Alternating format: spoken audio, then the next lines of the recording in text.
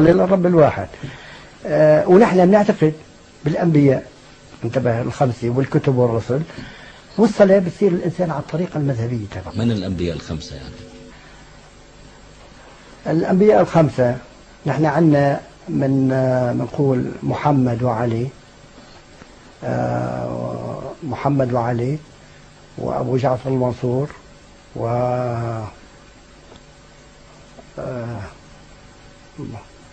وعمر بن الخطاب وأبو جعفر المنصور وعمر الخطاب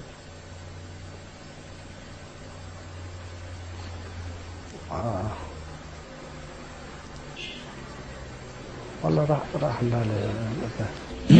يعني